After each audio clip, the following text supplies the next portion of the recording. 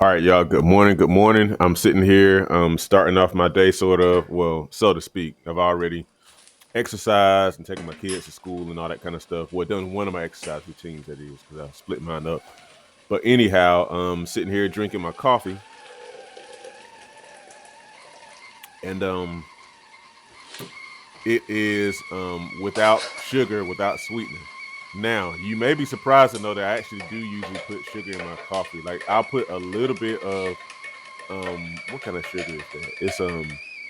I mean, it's sugar. It's like better source sugar, so to speak, uh, without fillers and things, but it's still sugar. But anyhow, about a teaspoon, one kind of heaped teaspoon of sugar, is what I usually put in there. I don't like candy coffee. I try to sweeten it to taste or whatever, and then I put some creamer in there. We used to use, my wife and I used to use half and half. Like we do not do coffee mate, like the different kind of powders and things like that are artificial and have all kind of like weird stuff in them. But we used to do half and half. Then we were doing evaporated milk, but we're trying to move away from dairy for the most part. So for now we've been using like non-dairy creamers that use like almonds and coconut milk and I mean yeah, coconut milk and stuff like that. But anyhow, so yeah, don't put any. I'm not putting any sweetener in. We're kind of doing like a fast, and I'm not putting any sugar in. I'm also not putting in stevia, which I don't have an issue with stevia. That's a more natural, non-sugar sweetener. But I for sure am not putting in Splenda or Sweet and Low or anything like that because I really don't believe in artificial sweeteners like that. But anyhow, it's not bad. Now, for sure, coffee with sugar tastes better,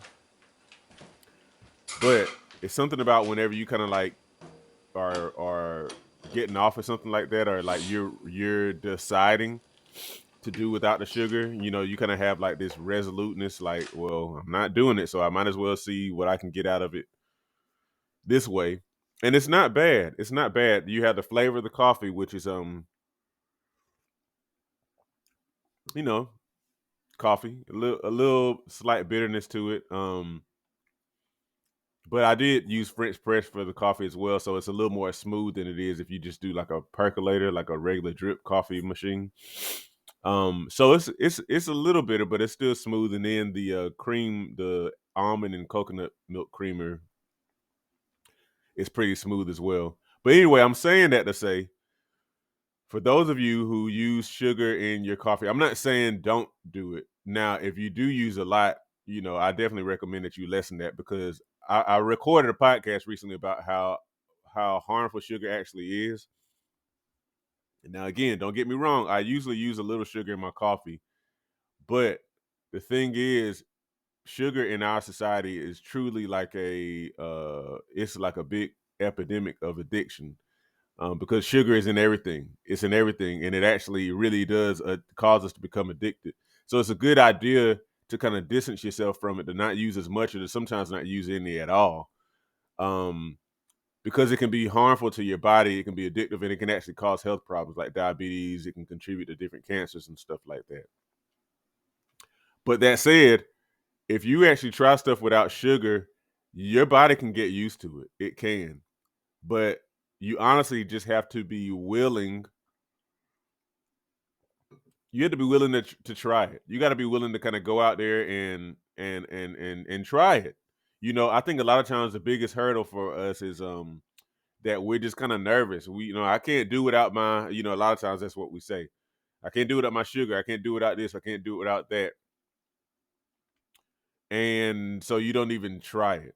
But the thing is, because we use so much sweetener in our society, in American society, our tongues are desensitized to like the other flavors. There are other flavors besides sweet, and so like because we use so much sweetener, because you'll have like a coffee that the coffee in and of itself has extra sugar, it has caramel, it has chocolate, and then you'll put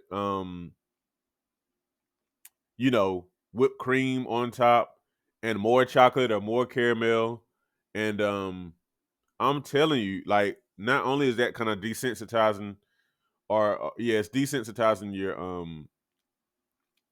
tongue, but it also is flooding your body with sugar, which is causing all kind of problems, and will cause more problems down the line. So I'm just saying that to say, try your sugar, try your.